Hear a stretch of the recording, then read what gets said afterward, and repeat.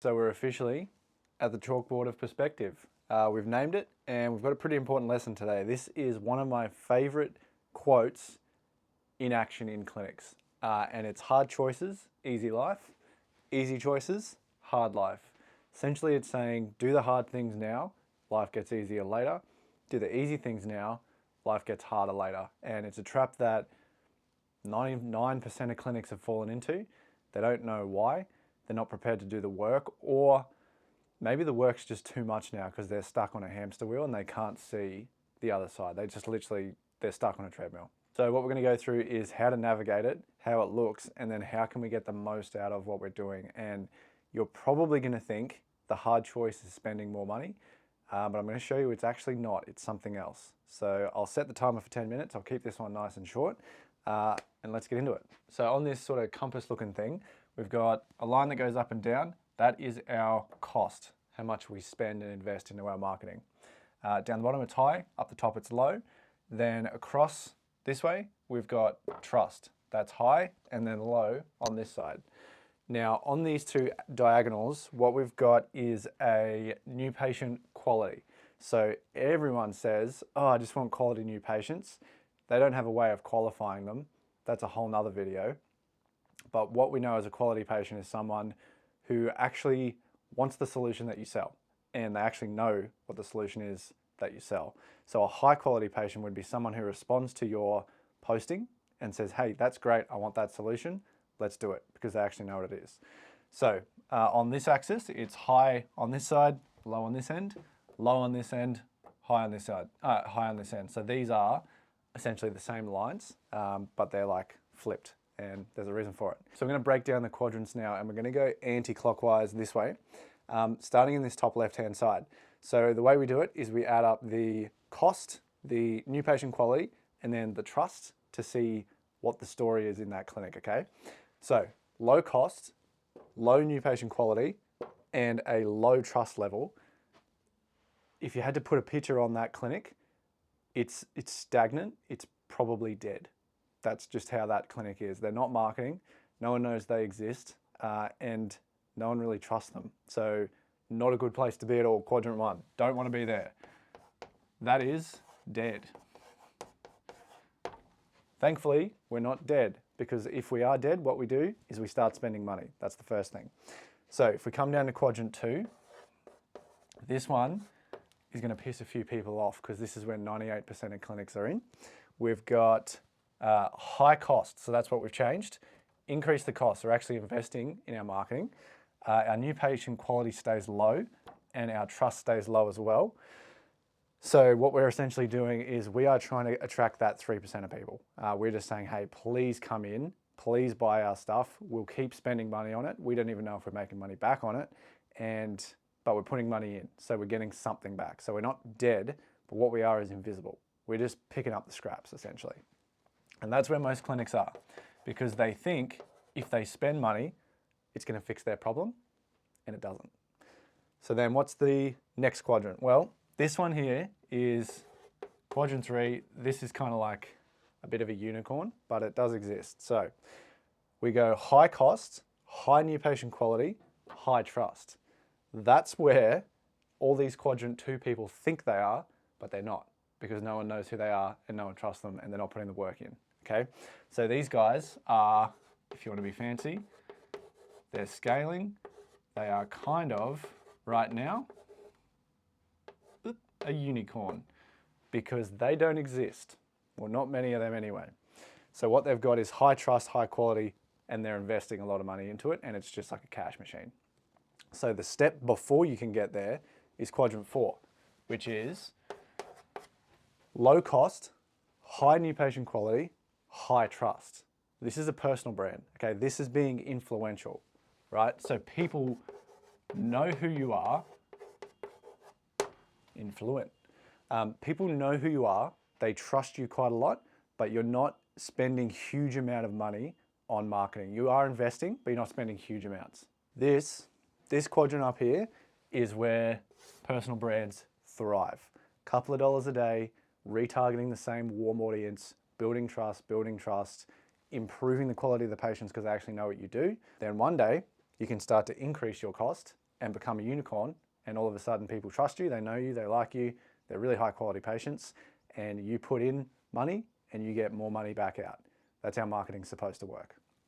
So they're the 4 quadrants. Now, if I had to put a label on them, as in if they're in a green zone or a red zone, obviously this side is the green zone. So both of these, because there's a couple of common factors: high trust, high quality new patients. So people know who they are and they trust them.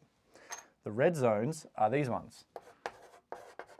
No one trusts you, no one knows you, and the only people who are coming in are not the people that you really want to work with anyway, but you have to take them because you've got no other plan, right? So red zone, green zone. Now, as I said, the thing that most people think they need to do is spend money.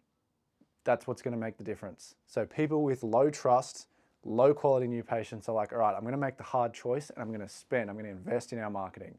That is not the thing that makes the difference, okay? Because if we look at this side of the equation, the green side, you can have a low spend and still have an influence, have a successful clinic, and actually grow. Or you can then spend and become a unicorn. You can also spend a lot and be in a red zone where you're not getting any better and you're losing money every time you invest. So money isn't the thing that makes the difference here. It's not how much you're willing to spend. It's how much you're willing to put the work in to get people's trust, because you can't buy trust. That's not a thing. You have to put the work in so that people go from over here, I'm going to color this one in red, and make the journey over to this side. Because that is the only common factor that makes a high quality new patient high quality, is because they actually trust you. So the hard choice you need to make is to be willing to put the work in to build trust with people. And the way you do that is you post, you have a consistent message, you pre-sell people before they come in. Don't have cheap offers because people already know what you do. You've already pre-sold them, so you don't have to discount your services. You're authentic, 100% a human. That's what people trust. And you nurture people. So you give people a chance to come, have a look, get warm with you, get a bit of familiarity, check out a few free things. Then they're just going to be like, perfect, this guy's given me my time to make my mind up. 6, 9 months, it's a long game. Then they're like, perfect, I'm going to go see this guy or girl. That is the hard choice you have to make. You have to be willing to put in the work and not get the return immediately, but you got to play the longer game, because your career is the long game. We play a long game as chiros. We want to be in people's lives for the rest of their life because we know it's good for them. We want to keep them as healthy as we can. Yet we try and play these quick games to get people in really fast and then try and convince them to stay forever. And it doesn't make sense. What it looks like is you've got dead accounts that you're not posting on. You've got a broad audience because you have to, because there's only 3% of people that you're marketing to, so you have to be broad. You can't narrow in on those 3%.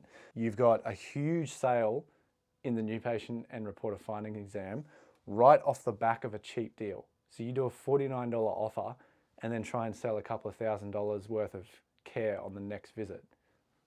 What? Then you're stressed because you're being something you're not. Like, you can't be a human. You have to be this clinical professional. You can't show any side of yourself. So you're inauthentic, you get stressed out, and then you get burnt out as well. You're tired because you're being something you're not. You're also burning patients because if they're in that 3%, or if they're in the other 97%, if they don't come in straight away, you're just like, oh, just go away. I need people in right now. You're not giving them a chance to warm up. You're literally just telling people to piss off until they're in pain, which I don't know about you, but that to me, I suppose, is an easy choice, but it's going to create a hard life. You're always going to be chasing. You're never going to be attracting because you're not giving people a chance to become attracted to you. So the quality of the patient that you get will always be low because they are desperate. They're in pain. And that's just the choice that you made. So when you want to look at this, it's your choice where you live. Just understand the consequences. Okay. And as I said, hard choices, easy life. Easy choices, hard life is one of my favorite quotes, and it's always shown up to be true. No matter what, you choose not to go to the gym, that's easier. You get fat, and then it's harder to get out of bed. So yeah, terrible example, but anyway. So if you find like just have an assessment of yourself, look at the clinic that you're working in, see where you're at, and just put a measurement on your trust score. Like, where are you right now? What out of these things, what do you do and what don't you do? What do you do well? What don't you do well? You might post every day, but you might post broad shit that's not helping anyone. So you're still in the non-trustworthy zone. A lot of the pain you're going to feel when you're on this left-hand side is going to be this invisibility. It's going to be this invisibility, low trust. People are going to come in, they're going to be skeptical. They're going to be like, what are you doing? All the nonsense that you sort of have to deal with every single week. So the choices that you get to make are you can either be invisible and run ads and try and just grind your way through, which to me is hard. And I've done it and it's not much fun. And I've seen people do it as well. Those people end up closing those clinics because they get tired. But your choice. Ads work. That's a thing. So you can do it. This isn't impossible. But if you make this choice, it's easier, but it leads to a harder life. The other option that you've got is you build influence, you build trust. You put the work in now to get the rewards later. So you make a hard choice to build an easy life. The thing that people get wrong constantly is they think they can go from this ads line across to the unicorn zone by just paying enough money.